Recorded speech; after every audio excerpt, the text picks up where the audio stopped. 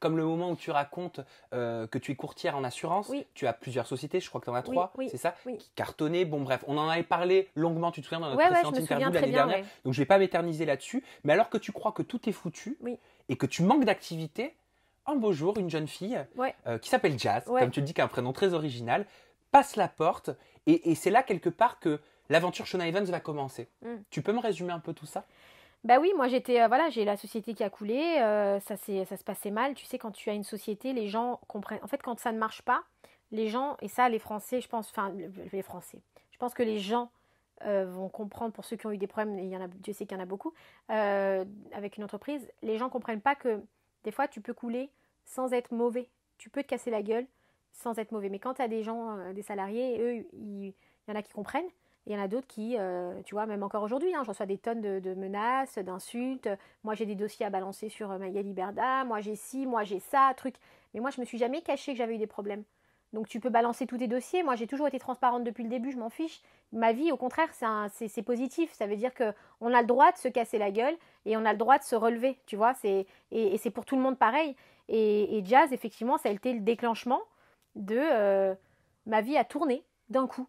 D'un coup, ça veut dire, c'est un truc incroyable. Tu lui poses la question, tu lui dis mais qu'est-ce que tu as fait parce que tu la connais pas cette jeune fille. Donc elle te dit j'ai participé aux Anges sur Énergie 12, j'ai fait Qui veut épouser mon fils sur TF1. Toi tu lui poses la question, tu lui dis mais TF1 et Énergie 12 doivent s'occuper de toi. Et elle te répond non, une fois que tu es sorti d'émission c'est fini, on ne se connaît plus, tout le monde se sépare et chacun s'en va vivre sa vie. Oui. Et c'est là que tu commences à t'occuper d'elle dans le sens où elle doit négocier un contrat dans un hôtel qui veut la rémunérer en cadeau. C'est ça? C'est ça. Et toi, tu dis, mais non, en fait, pas du tout, tu es en train de te faire arnaquer, tu prêtes ton image, on ne peut pas te rémunérer en cadeau. Je sais pas, moi, ça me semblait logique. Bah oui, et non, et elle me dit, est-ce que tu peux m'accompagner? Ah voilà, pardon. Bah si tu veux, je vais t'accompagner, mais moi, en vrai, je te dis la vérité, ce moment-là, je l'ai vécu comme une récréation. Oui. J'étais tellement... Ça te sortait un petit peu de tes trucs. Ouais, c'est ça, ça me sortait de mes galères. Et j'ai dit, bon, allez, je t'emmène, viens, on y va. Donc je l'ai accompagnée, ça s'est super bien passé. Puis après, elle m'a dit, tu peux t'occuper de moi. J'ai dit, mais tu veux que je m'occupe de toi pour faire quoi? Elle m'a dit, bah pour tout ça.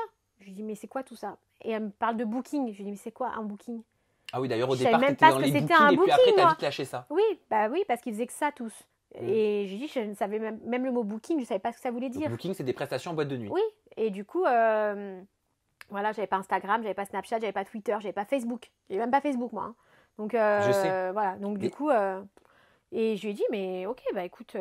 Et puis j'ai regardé parce que j'ai vu cette fille qui. Jazz, elle était un peu solo mio, tu vois. C'est-à-dire que moi, j'étais dans mon agence d'assurance en train de me morfondre toute la journée. Je sais pas ce que j'attendais, à part des emmerdes, j'attendais rien d'autre. Et elle, bah, elle venait du coup rester avec moi, tu vois, on rigolait. Papoter. Ouais, on papotait, on rigolait. Ça a duré pendant un moment avec Vivian, machin, etc. Et puis moi, en même temps, je regardais. J'observais et je regardais ce qu'il y avait en France. Mais pourquoi on s'occupait pas d'eux? Et pourquoi ils étaient là à rien faire? Je comprends pas. Normalement, je sais pas, quelqu'un qui est à la télé, il est à Paris, il n'est pas à Nice, il est en train de faire des choses, il gagne de l'argent. Et eux, pas du tout. Donc du coup, j'ai regardé ce qu'il y avait aux États-Unis. J'ai vu le système Kardashian, modèle tout ça, ce qu'ils font là-bas dans les téléréals après. Et j'ai regardé ce qu'il y avait en France. Catastrophique. Et là, c'est-à-dire que même moi, quand j'ai commencé la société, au bout de 6 mois, 8 mois, je disais, mais même moi, je comprenais pas.